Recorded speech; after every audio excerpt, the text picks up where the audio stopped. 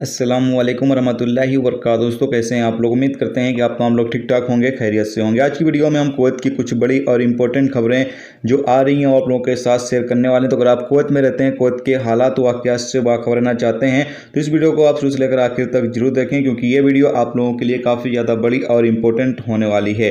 पहली अपडेट ये है कि कुवैत में कुवैती नागरिकों और कुवैत पहुँचने वाले गैर मुल्कियों के लिए नई यात्रा प्रतिक्रियाएँ जारी करने के बाद मिनिस्ट्री ऑफ हेल्थ की तरफ से ये कहा गया है कि जिन गैर मुल्कियों को कोरोना वैक्सीन से छूट दी गई है उन लोगों की भी कुवैत के अंदर एंट्री नहीं होगी जब तक वो वैक्सीन लगवा नहीं लेते हैं। यानी कि अब सभी लोग जो वैक्सीन लगवा चुके हैं उन लोगों की ही एंट्री होगी, और वो वैक्सीन जो मिनिस्ट्री ऑफ हेल्थ की तरफ से अप्रूवल शुदा है वही वैक्सीन जो लोग लगवाएंगे उन तमाम लोगों की ही कुवैत के अंदर एंट्री होगी। जबकि बताया यह गया है कि अभी डेली की बुनियाद पर 5000 लोगों की कुवैत के अंदर एंट्री जो है वो 1 अगस्त से शुरू की जाएगी। जबकि अभी टिकट जो है वो काफ़ी ज़्यादा महंगे हैं और टिकट को कम करने के लिए DGCA की तरफ से बताया यह गया है कि जल्द ही 10,000 लोगों की एंट्री जो है वो कुवैत के अंदर शुरू की जा सकती है। इस हवाले से जो बातचीत है वो की जा रही है ताकि टिकट प्राइस जो है वो काफ़ी कम हो सके और जो लोग कुवैत के अंदर आना चाहते हैं उन लोगों का जो बोझ है वो थोड़ा कम हो सके। इसके साथ ही आगे बताया यह गया है कि जो 16 साल से कम उम्र के बच्चे हैं उनको भी कुवैत के अंदर एंट्री करने की परमिशन नहीं दी जाएगी। तो ये कुछ अपडेट थी जो कुवैत के अंदर एंट्री के हवाले से थी, वो आप लोगों के साथ शेयर कर दी गई है। आपको बता दें कि इंडिया के हवाले से अभी तक कोई भी अपडेट नहीं है। वही अपडेट है कि 10 अगस्त तक आपको जो है वो इंतज़ार करना होगा। अगर इस बीच कोई नया ऐलान किया जाता है तो हम आपको ज़रूर से अपडेट कर देंगे। जबकि जो इंडियन एम्बेसी के एम्बेसडर हैं CV जज, उनकी तरफ से भी यही बयान दिया गया है कि जो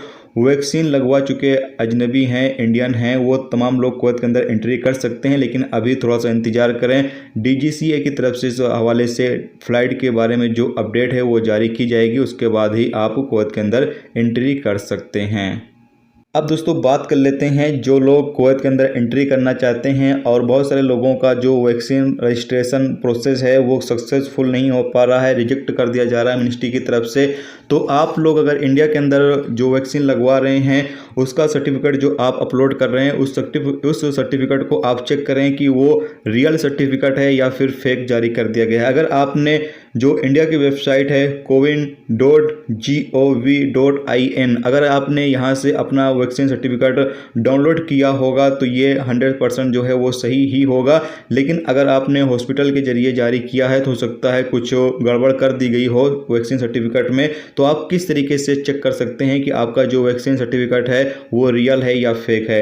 तो आपको करना ये होगा कि आपको जाना होगा कोविन जो वेबसाइट है इंडिया गवर्नमेंट की तरफ से जो जारी की गई वेबसाइट है, इसका लिंक जो है मैं वीडियो के डिस्क्रिप्शन में दे दूंगा। आप लोग आसानी के साथ उस लिंक के जरिए पूरा प्रोसेस जो है वो फॉलो कर सकते हैं। तो लिंक पर आप जब क्लिक करेंगे तो आपके सामने एक पेज ओपन हो जाएगा और एक ग्रीन कलर बॉक्स पर आपको ये लेकर जाएगा, यानी एक ग्रीन कलर बॉक्स पर लेके जाएगा और वहाँ पर लिखा होगा स्कैन QR कोड और बार कोड। तो आपको सेलेक्ट करना है स्कैन QR कोड। जब स्कैन आप QR कोड सेलेक्ट करेंगे तो आपके पास एक नोटिफिकेशन आएगा कि आपका जो मोबाइल का कैमरा है वो आप ओपन करें। तो आपको अपने मोबाइल का कैमरा जो है वो ओपन कर देना है और अपना सर्टिफिकेट जो है वो रेडी रखना है। और उसके बाद आपको आपका जो सर्टिफिकेट है उसको स्कैन कर लेना है QR कोड से। जैसे ही आप अपना वैक्सीन सर्टिफिकेट QR कोड से स्कैन करते हैं तो वहाँ पर सक्सेसफुल वेरिफिकेशन जो है वो हो जाएगा कि आपका जो वैक्सीन सर्टिफिकेट है वो रियल है या फेक है। इससे आपको आसानी के साथ पता चल जाएगा।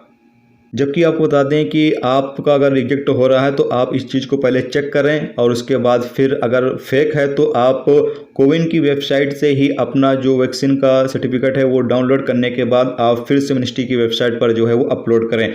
अपलोड करते वक्त एक चीज़ का आप ध्यान रखें कि आपका जो नंबर है वो आपको कुवैत का ही डालना है। जैसे कि मैंने पहले भी आपको अपडेट कर रखा है कि नंबर जो है वो आपका कुवैत का ही डालना है, ठीक है, क्योंकि आपके नंबर से भी जो लिंक है वो किया जाता है आपका सर्टिफिकेट को। तो इसलिए आपको जो है अपना कुवैत का ही नंबर डालना है। जो नंबर चालू हो या फिर बंद हो, आपका कुवैत जाने के बाद चालू हो जाएगा तो वही नंबर जो है वो आप इस्तेमाल करें जो आप कुवैत पहुँचने पर इस्तेमाल करने वाले हैं, ठीक है। ये तमाम चीज़ों का आपको बहुत ज़्यादा ध्यान रखना है। अगर आपका वैक्सीन का सर्टिफिकेट आपको अप्रूवल चाहिए तो। और बाकी किस तरीके से ये प्रोसेस है पूरा मैंने सुबह एक वीडियो डाली है जो कि इंडियन एम्बेसी के जो दूतावास हैं उनकी तरफ से अपडेट किया गया, तो आप उस वीडियो को देख सकते हैं। इससे पहले जो वीडियो अपलोड की गई है वही वीडियो है, तो आप जाकर वहाँ पर पूरा प्रोसेस जो है वो फॉलो कर सकते हैं ताकि आपसे कोई गलती ना हो जिसकी वजह से आपका जो वैक्सीन का स्टेटस है वो अपडेट ना हो सके मिनिस्ट्री की तरफ से। तो आप लोग जो है वो पूरी वीडियो देखें और पूरा चीज़ समझें और उसके बाद अपना वैक्सीन का जो रजिस्ट्रेशन का प्रोसेस है वो आप फॉलो करें।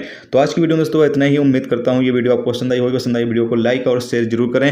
चैनल पर नए हो चैनल को सब्सक्राइब कर लें, क्योंकि यहाँ पर आपको कुवैत के हवाले से जो भी ताज़ा तरीन अपडेट ताज़ा तरीन जानकारी होगी वो आप दोस्तों के साथ शेयर की जाती रहेगी। चलिए फिर मिलते हैं नेक्स्ट टॉपिक के साथ। तरक्की अपना ख्याल रखिए। खुदा हाफिज़।